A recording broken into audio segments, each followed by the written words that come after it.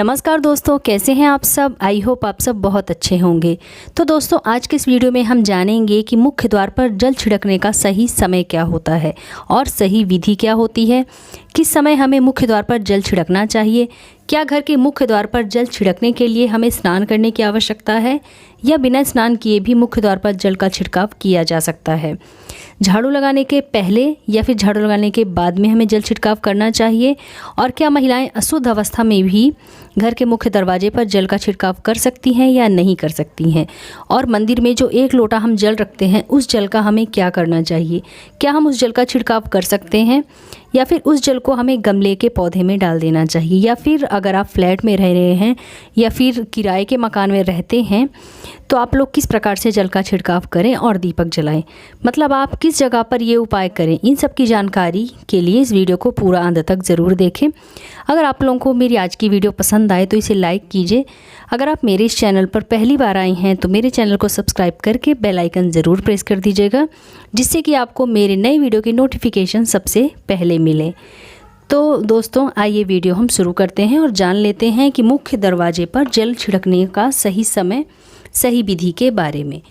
तो देखिए, अगर आप मुख्य द्वार पर जल छिड़कते हैं तो आपको ये ध्यान रखना है कि जल आप एक दिन पहले, यानी कि रात में सोने से पहले एक पात्र में, आप कोई भी पात्र ले सकते हैं, जैसे कि आप तांबे, पीतल या फिर स्टील का पात्र भी आप ले सकते हैं।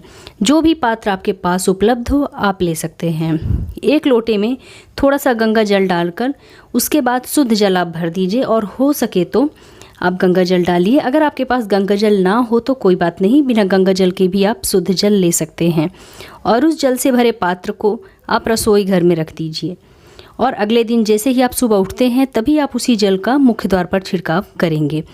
अब आप लोग सोच रहे होंगे कि क्या हम स्नान से पहले जल छिड़क सकते हैं या फिर हमें स्नान करना आवश्यक है।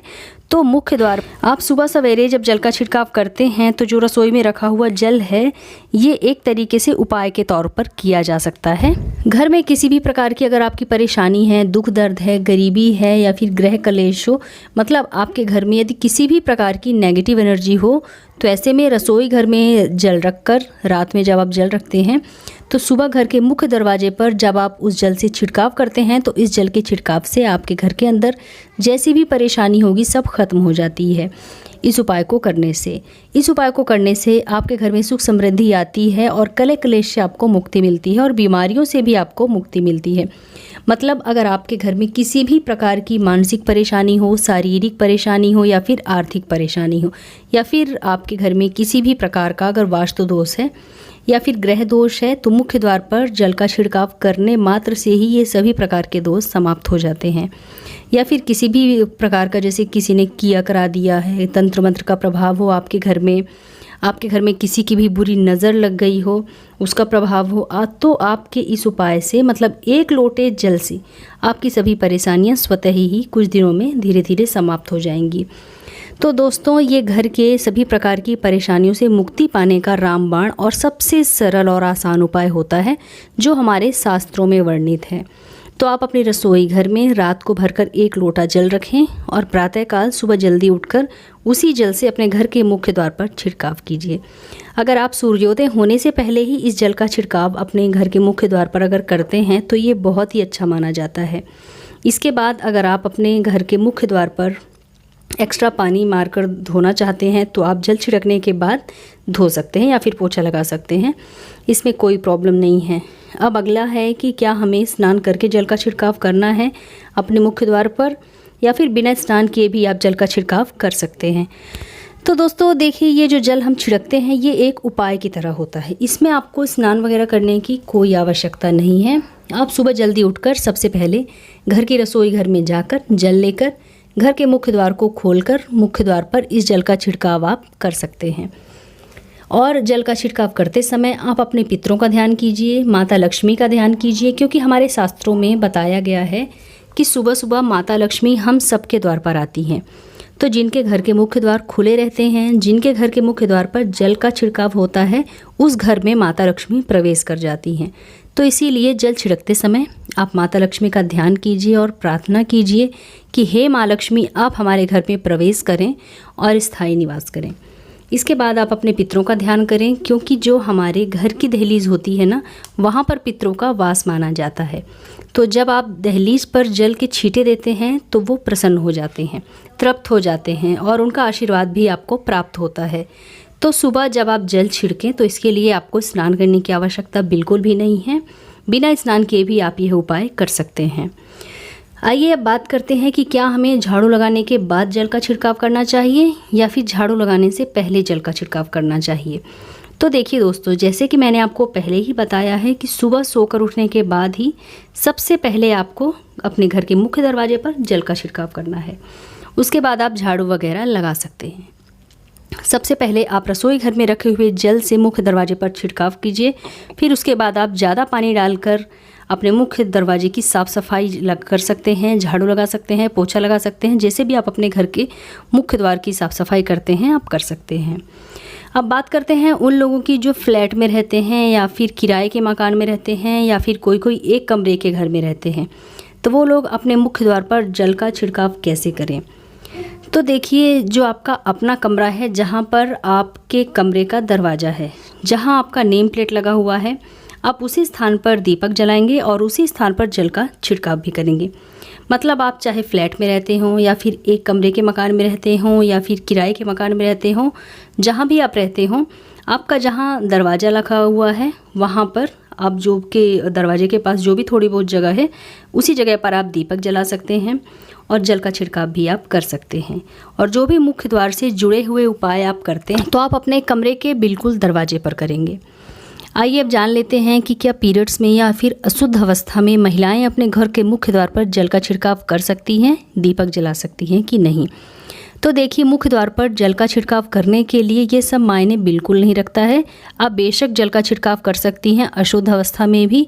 और रही बात मुख्य द्वार पर दीपदान करने की, तो देखिए, दीपक जलाना एक धार्मिक कार्य माना जाता है।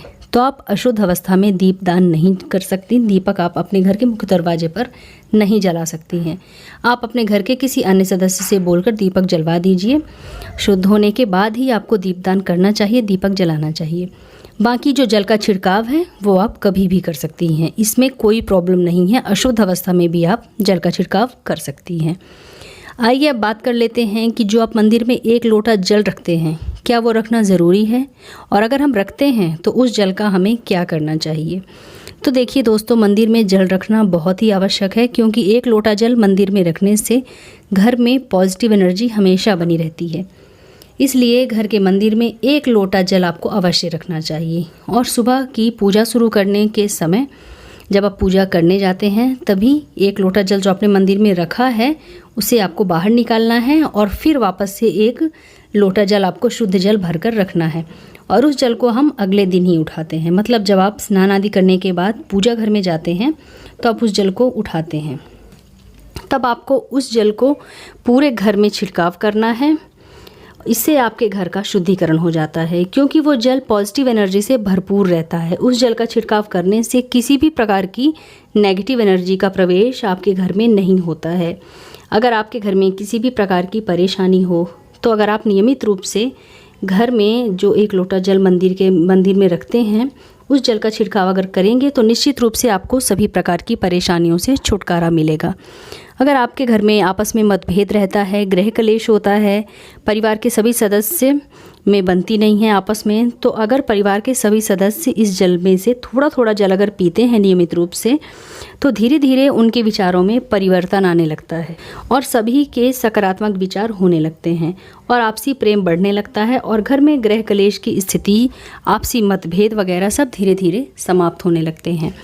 क्योंकि ये जो जल है ये बहुत ही पावरफुल होता है और इस जल में बहुत ज़्यादा पॉजिटिव एनर्जी होती है।